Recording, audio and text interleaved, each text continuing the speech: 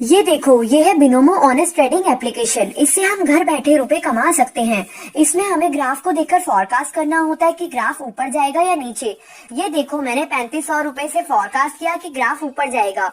इसकी खास बात यह है कि इसे सिर्फ 350 रुपए से स्टार्ट कर सकते हैं। और ये देखो, मेरा फोरकास्ट सही हो गया।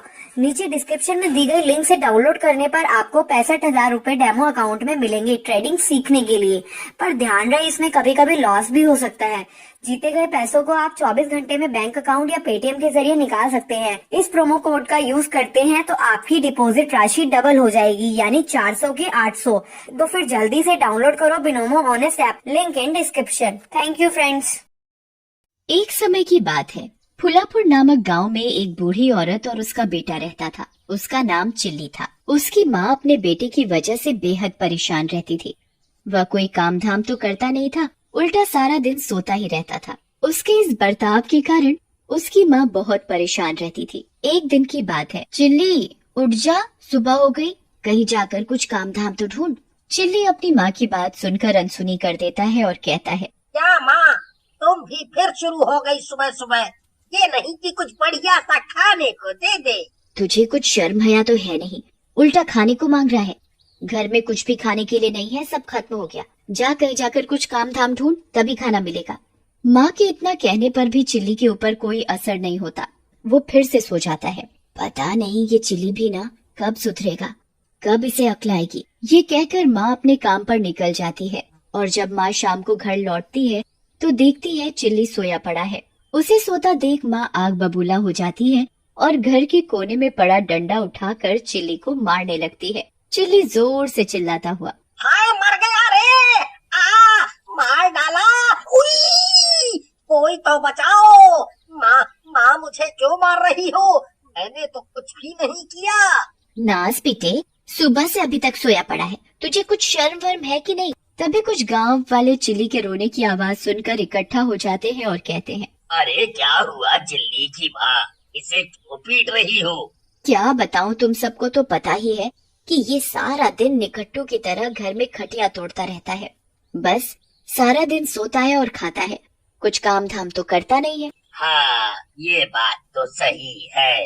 फिर सभी गांव वाले चिल्ली को समझाने लगते हैं और कहते हैं, देख चिल्ली बेटा, तेरी माँ कब तक काम करेगी? वो बूढ़ी हो चुकी है, उसे अब कोई न कोई काम तो करना पड़ेगा। गांव वालों की बात सुनकर चिल्ली मन ही मन कहता है, ये गांव वाले मेरा पीछा नहीं छोड़ेंगे, मुझे कुछ न कुछ काम तो करना पड़ेगा। ठीक है, मैं कुछ न कुछ काम करूँगा, पर मैं काम क्या करूँ? मुझे कोई काम भी तो नहीं आता। इसे क्या काम दे जो ये कर सके? चिल्ली, तुम रात को मेरे खेत की रखवाली कर सकते हो, मैं तुम्हें खेत की रखवाली करने के काम के पैसे भी दूंगा। चिल्ली ये सुनकर बहुत खुश होता है कि रात को रखवाली ही तो करनी है, ये कौन सा बड़ा काम है, दिन में आराम से सोऊंगा। और वह खेत की रखवाली के लिए राजी हो जाता है। वह आदमी चिल्ली से कहता है, पर एक दिक्कत है। दिक्कत? मैं कुछ समझा नहीं। सुना है उस खेत में किसी चुड़ैल का साया है और वो रात में खेत पर घूमती रहती है। जो कोई भी रात को उस खेत पर जाता है तो चुड़ैल उसे मार डालती है। अरे आप भी ना कैसी कैसी अजीब सी बातें करते हो। ये भूत वूत कुछ नहीं होता और मैं किसी भूत से नहीं डरता।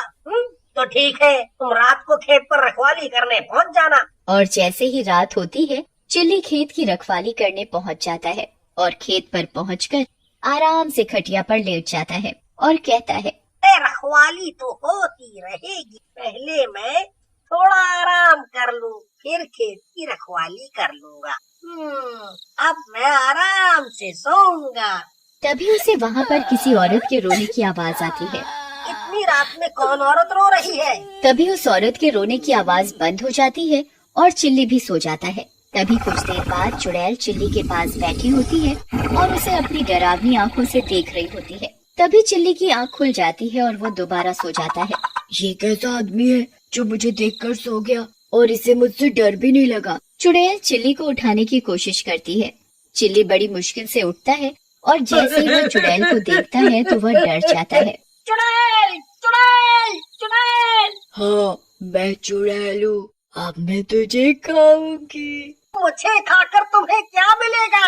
मैं तुझे खाकर और भी ताकतवर बन जाऊंगी। मैं तो एक सूखा सा आदमी हूँ और मैंने कई दिनों से खाना भी नहीं खाया, तो मुझे खाकर तुम्हें ताकत कहाँ से मिलेगी? चुड़ैल को चिल्ली की बात सही लगती है और वो चिल्ली से कहती है, तुम खाना क्यों नहीं खाते? तुम खाना खाओगे तभी तो मैं तुम्हें खाऊंगी। इतने दिनों बाद तो मुझे शिकार मिला है। खाना कहाँ से खाऊं? आज ही तो मैं खेत पर काम करने आया हूँ। काम करूँगा तभी तो मुझे पैसे मिलेंगे।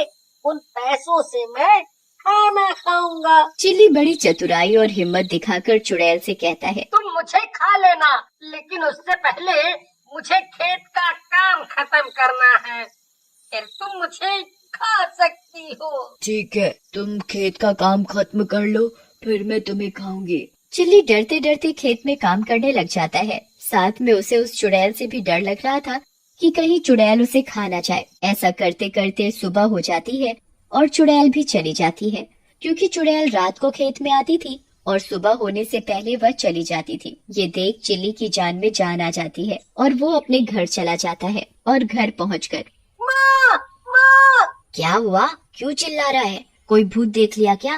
माँ, भूत नहीं, चुड़ैल देखी है, चुड़ैल। पागल वागल हो गया है क्या? अभी तो एक ही रात काम किया है, थक गया बस। माँ, मैं सही कह रहा हूँ। मैंने खेत पर चुड़ैल को देखा है, वो मुझे खाने वाली थी। बड़ी मुश्किल से मैं अपनी जान बचा कर आया हूँ। ये सब तेरे काम ना करने के बहाने। तू चाहे कितना बहाना बना ले, काम तो तुझे करना ही पड़ेगा। चिल्ली बेचारा माँ को कहता ही रह जाता है, पर माँ चिल्ली की बातों का यकीन नहीं करती और चिल्ली कहता है। चिल्ली को भूख भी लगी थी, तभी चिल्ली माँ से कहता है, माँ,